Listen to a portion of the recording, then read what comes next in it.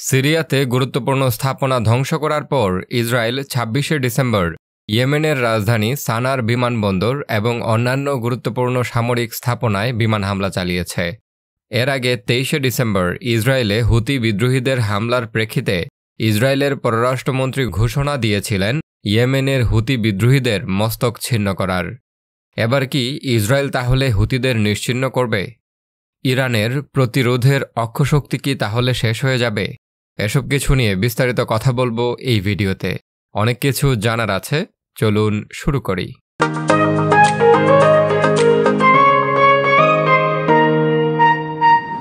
প্রথমেই সংশ্লিষ্ট মানচিত্রগুলো দেখে নেব। মধ্যপ্রাচ্যের মানচিত্রে এটি হলো বর্তমান ইসরায়েল, আর এখানে দেখতে পাচ্ছেন গাজাকে। এটি হলো পশ্চিম তীর বা ওয়েস্ট ব্যাংক। এর মধ্যেই রয়েছে জেরুজালেম। ইসরায়েলের উত্তরে রয়েছে লেবানন, উত্তর পূর্বে রয়েছে সিরিয়া, পূর্বে রয়েছে জর্ডান, দক্ষিণে রয়েছে লোহিত সাগর, দক্ষিণ পশ্চিমে রয়েছে মিশর, পশ্চিমে রয়েছে ভূমধ্যসাগর। আর এটি হলো ইরাক। এখানে ইরানকে দেখতে পাচ্ছেন, আর জর্ডানের পাশে এদিকে সৌদি আরবকে দেখতে পাচ্ছেন। আর সৌদি আরবের পাশে রয়েছে ইয়েমেন, যেখানে হুতি বিদ্রোহীরা বর্তমানে সক্রিয় রয়েছে। আর আজকে আমরা কথা বলবো এই ইয়েমেনের হুতি বিদ্রোহীদের নিয়ে। প্রথম প্রশ্ন হলো, হুতি কারা? ইয়েমেনে ১ দশক ধরে চলা গৃহযুদ্ধের একটি পক্ষ হুতি বিদ্রোহীরা। ১৯৯০-এর দশকে তাদের উত্থান। তাদের নেতা হুসেইন আল হুতি শিয়া ইসলামের জাইদি ধারার অনুসরণে ধর্মীয় পুনর্জাগরণমূলক আন্দোলন শুরু করেন। জাইদিরা কয়েক শতাব্দী ধরে ইয়েমেন শাসন করলেও ১৯৬২ সালে গৃহযুদ্ধের পর সুন্নিরা ক্ষমতায় অধিষ্ঠিত হলে তারা কোণঠাসা হয়ে পড়ে। সুন্নিদের মোকাবেলা, বিশেষ করে সৌদি আরবের পৃষ্ঠপোষকতা পাওয়া ওহাবি মতবাদ মোকাবেলায় আল হুতি এই আন্দোলন গড়ে তোলেন। ১৯৯০ সালে উত্তর এবং দক্ষিণ ইয়েমেন একত্রিত হলে দেশটির প্রেসিডেন্ট নির্বাচিত হন আলী আবদুল্লাহ সালেহ। তিনি প্রথম দিকে হুতিদের বিলিভিং ইউথ সংগঠনকে সমর্থন করতেন, তবে আন্দোলনটি জনপ্রিয় এবং শাসক বিরোধী হয়ে উঠতে থাকায় তা সালের মাথাব্যথার কারণ হয়ে দাঁড়ায়। ২০০৩ সালে ইরাকে যুক্তরাষ্ট্রের হামলাকে সমর্থন দেন সালেহ, যদিও ইয়েমেনের অধিকাংশ জনগণ ছিল এর বিরুদ্ধে। এই সুযোগটি কাজে লাগান আল হুতি। জনগণের পুঞ্জীভূত ক্ষোভকে কাজে লাগিয়ে তাদের রাস্তায় নামিয়ে আনেন।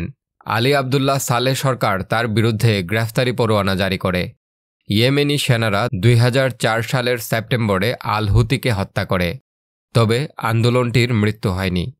হুতিদের সামরিক শাখায় ইয়েমেনি তরুণেরা দলে দলে যোগদান করে। ২০১১ সালে আরব বসন্ত ঝড় নাড়িয়ে দেয় ইয়েমেনকেও। হুতিরা দেশটির উত্তরাঞ্চলীয় প্রদেশ সাদা দখলে নিয়ে সালের শাসনের অবসানের দাবি জানায়।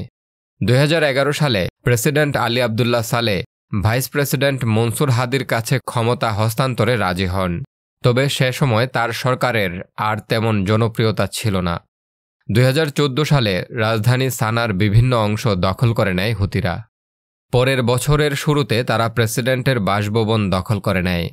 প্রেসিডেন্ট মনসুর হাদি সৌদি আরবে পালিয়ে যান। তার অনুরোধে ২০১৫ সালের মার্চে হুতিদের বিরুদ্ধে যুদ্ধ শুরু করে সৌদি আরবের নেতৃত্বাধীন জোট। কয়েক বছর ধরে চলে এই যুদ্ধ।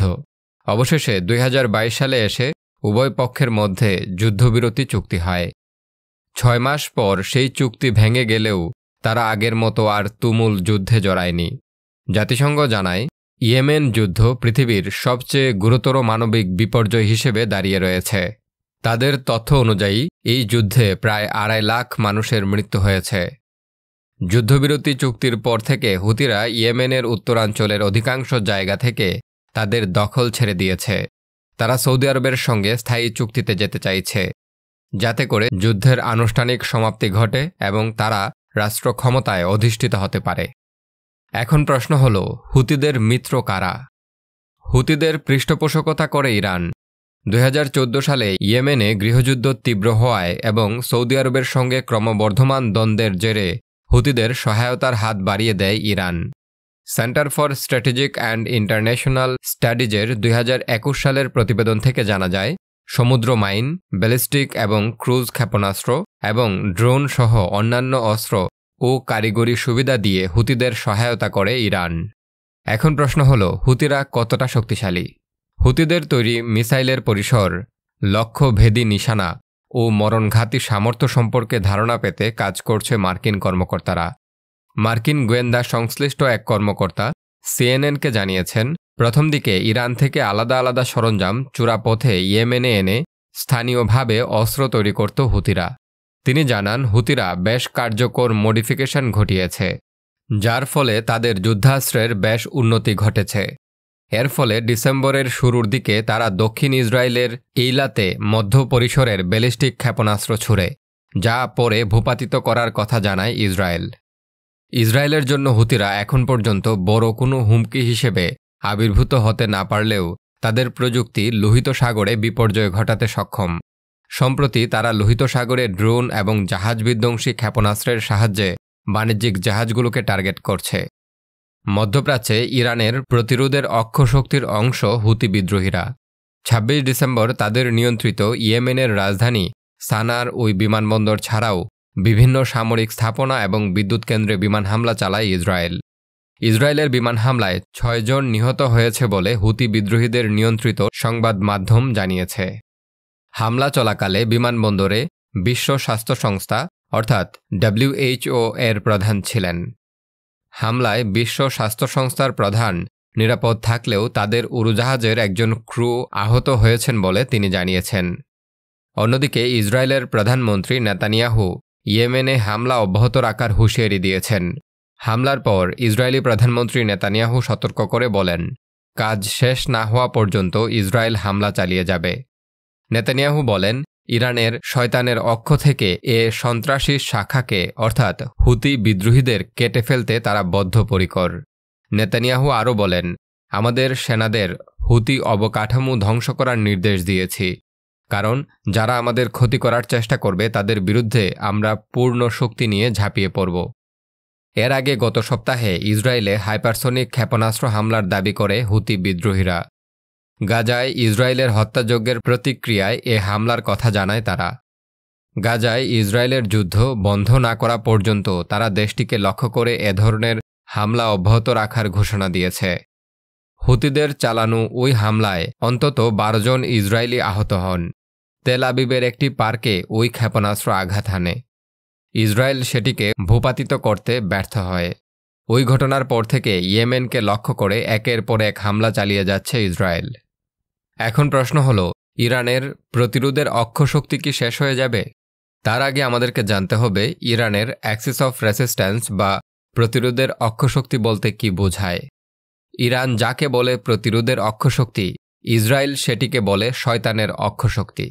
তো এই অক্ষশক্তি বলতে বোঝায় ইরান নিজে এবং লেবাননে থাকা ইরান সমর্থিত শিয়া মিলিশিয়া হিজবুল্লাহ, ইরাক ও সিরিয়ায় থাকা বিভিন্ন মিলিশিয়া গোষ্ঠী, গাজার হামাস এবং ইয়েমেনের হুতি বিদ্রোহীদের, অর্থাৎ ইরান এবং তার সমর্থিত বিভিন্ন মিলিশিয়া গোষ্ঠীগুলোকে একত্রে প্রতিরোধের অক্ষশক্তি বলা হয়, কারণ এদের সবার প্রতিপক্ষ ইসরায়েল।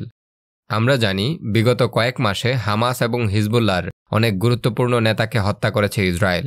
ফলে স্বাভাবিকভাবেই কোণঠাসা অবস্থায় আছে হামাস এবং হিজবুল্লাহ। আর সিরিয়াতে বাশার আল আসাদের পতনের পরে যে ধরনের হামলা চালিয়েছে ইসরায়েল, তাতে সিরিয়াতে তার আর কোনো বিপদ নেই। ইরাকে শক্তিশালী তেমন কোনো মিলিশিয়া গোষ্ঠী নেই যারা ইসরায়েলের জন্য বিপদ ডেকে আনতে পারে। বাকি থাকে হুতিরা। এই হুতিদের উপর এখন হামলা শুরু করেছে ইসরায়েল। বলছে তাদের হাত কেটে না দেওয়া পর্যন্ত তারা থামবে না। আর ইয়েমেনের হুতি বিদ্রোহীরা শপথ নিয়েছে তারা ইসরায়েলের উপর বড় ধরনের আঘাত হানবে। আর লেবাননে যদিও ইসরায়েলের সাথে যুদ্ধবিরতি চলছে, কিন্তু তারপরেও ইসরায়েল সেখানে হামলা চালিয়ে যাচ্ছে, অর্থাৎ হিজবুল্লাহকে টার্গেট করে সে হামলা চালিয়ে যাচ্ছে। এছাড়াও আপনারা জানেন যে গাজায় প্রতিনিয়তই হামলা চালাচ্ছে ইসরায়েল এবং সেখানে প্রচুর মানুষ মারা যাচ্ছে। তবে হামাসের সামরিক শাখা কাশেম ব্রিগেড জানিয়েছে যে তারা গাজায় ইসরায়েলের ট্যাঙ্কের উপর হামলা চালিয়েছে। আর সানায় ইসরায়েলের এই হামলার প্রতিবাদ জানিয়েছে ইরান এবং হামাস। তো ইসরায়েল এবং মধ্যপ্রাচ্য নিয়ে আমার অনেকগুলো ভিডিও আছে, সেগুলো দেখে নিন, তাহলে অনেক কিছু বিস্তারিতভাবে জানতে পারবেন। ভিডিওগুলো অন্যদের সাথে শেয়ার করুন, চ্যানেলটি সাবস্ক্রাইব করুন। আর এই ভিডিও সম্পর্কে আপনাদের মন্তব্য কমেন্ট বক্সে জানাতে পারেন। ধন্যবাদ।